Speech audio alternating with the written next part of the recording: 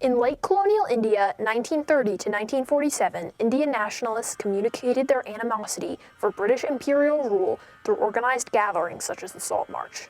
Through mass gatherings, Mahatma Gandhi and other Indian leaders were able to unite the people of India to communicate a strong message against British imperial rule. The Indian struggle for independence, in specific marches and collective demonstrations, were crucial to understanding modern peaceful protest today.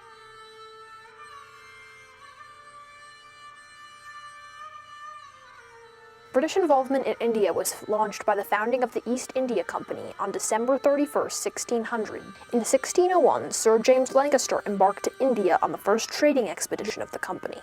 He established trading posts that would develop into a government, ruling on behalf of the crown. By the 18th century, the company had near full control of the Indian subcontinent and established monopolies over several Indian goods. Eventually, the company's power over India slowly began to disintegrate. The Sepoy Revolt of 1857 was very influential in causing the eventual fall of the company's sovereignty in India. The revolt began when British leadership distributed a new rifle to the native Indian troops known as the Sepoys that required biting into animal fat to reload. The Sepoys took this as an offense, and they started an unsuccessful but influential rebellion that made the East India Company look weak. Queen Victoria I and the British government decided that it was the right time to reform India as a British colony, effectively ending the East India Company's influence over India, beginning the British Raj. Finally, in the spring of 1930, nonviolent Indian civil rights leader Mahatma Gandhi called for reform over the devastating salt tax. Gandhi was an Indian lawyer who was very involved in the Indian independence movement. His passion for civil rights began when he was discriminated against whilst living in South Africa, becoming aware of racism and social issues brought on by British colonialism. Here he invented a policy known as satyagraha, meaning nonviolent political resistance. While spending time in South Africa, Gandhi oversaw strikes, gatherings, and speeches. He offered free legal advice to members of the South African Indian community, as well as organizing a congress for the group, giving them a political voice. Gandhi's strategy of communicating understanding with his followers and giving them the voice they needed in advocating for their rights would be used in the years to come as Gandhi began to use his practice of the satyagraha on a larger scale during India's independence movement.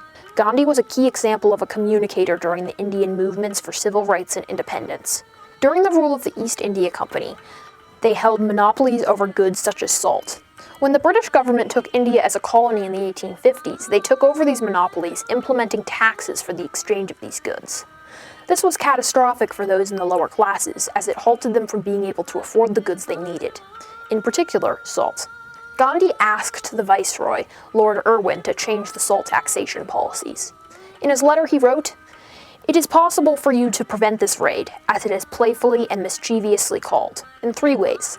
By removing the salt tax, by arresting me and my party, unless the country can, as I hope it will, replace everyone taken away, by sheer Gundaism, unless every head is broken is replaced, as I hope it will." The Viceroy stated after he read Gandhi's letter, "You will find it takes a great deal more than a pinch of salt to bring down the British Empire."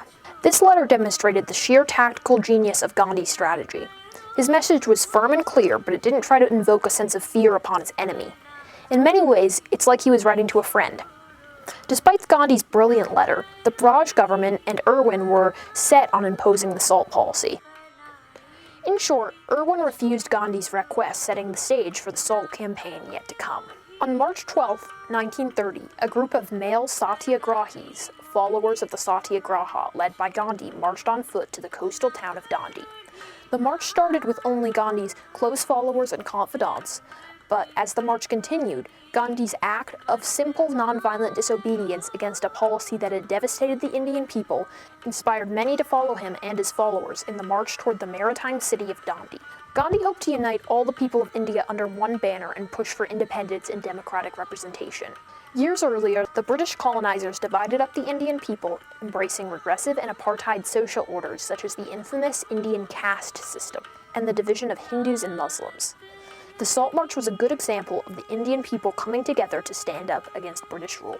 Some Indians did not think the protest was worth rallying the Indian people around, with even the future Prime Minister of India, Jawaharlal Nehru, later recalling, "We were bewildered and could not fit in a national struggle with common salt." Despite evident backlash from his fellow activists and India's immense cultural divides, Gandhi's communication was key in successfully uniting the Indian peoples, and nearing the end of his march, millions were communicating their rights to the colonizers. But the march did not come without a cost. 60,000 people were arrested in Dandi, including Gandhi. Despite these arrests, the march continued past Dandi when an influential poet named Sarojini Naidu led a 2,500-strong group of marchers to the Darashana Salt Works, 150 miles north of Bombay, on May 21, 1930.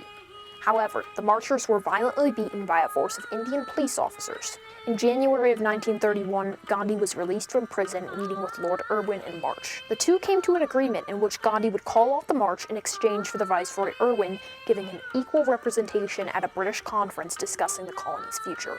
This equal representation in government is crucial to India's independence, as eventually Indians would get a say in their nation's voice, leading to India's autonomy. In 1947, after the Salt March and much other civil unrest, the British departed from the nation of India. Despite this victory, the two major religions of India, Hindus and Muslims, weren't at large interested in unification. This division was largely caused by the British's efforts to separate the two peoples.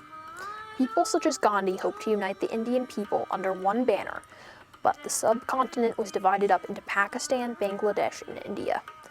These three nations still contain a bitter tension between one another, where Pakistan has even gone to the point of harboring extremists, one such example being Osama bin Laden. This tension was caused majorly by the catastrophic effects of the Raj. After the loss of India, the British Empire was reorganized into the British Commonwealth, a coalition of states all intent on supporting one another.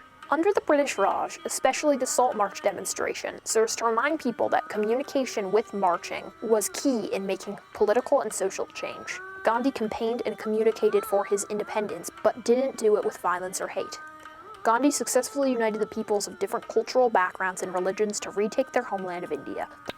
I think he understood very clearly that authority is so intimately tied up with perception, so that small, relatively harmless defiances of colonial authority, when committed en masse, were incredibly threatening to the British Empire. The British used fear, class division, and violent oppression to keep control of their massive colonial dominion. They would repress protests and communicative gatherings between the people of India, stopping their unity and independence. But Gandhi was different. He treated every follower he encountered equally, ignoring India's devastating caste system that divided the classes of the nation apart. He was dedicated to advocating for the rights of his followers and the people of India instead of using his massive following for his own power and gain. Gandhi's actions can still be remembered in the United States of America, as they inspired the civil rights protests which brought an end to mass-scale segregation in the U.S., caused largely by peaceful protests such as sit-ins and freedom rides, where young people protested segregation on public transit and in restaurants. These people embraced nonviolence similar to Gandhi's Satyagraha, as they protested peacefully, campaigning for the rights they deserved.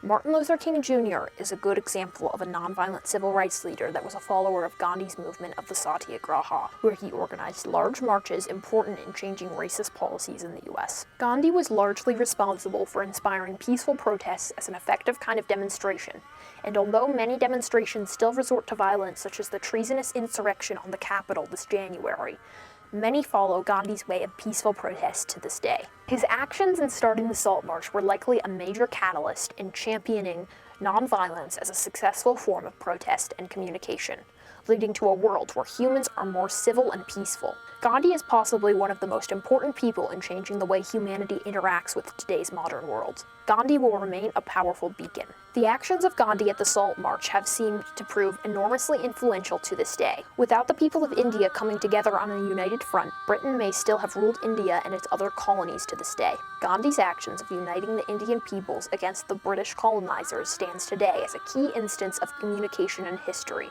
spreading understanding and inspiration to people today who are living under harsh regimes such as in North Korea, Russia, and China, and is a beacon of hope for the Indian peoples who are in many cases victims of a very evident poverty gap, with the majority of the population living in poverty. India's economy, however, continues to improve, giving hope to a better life for many.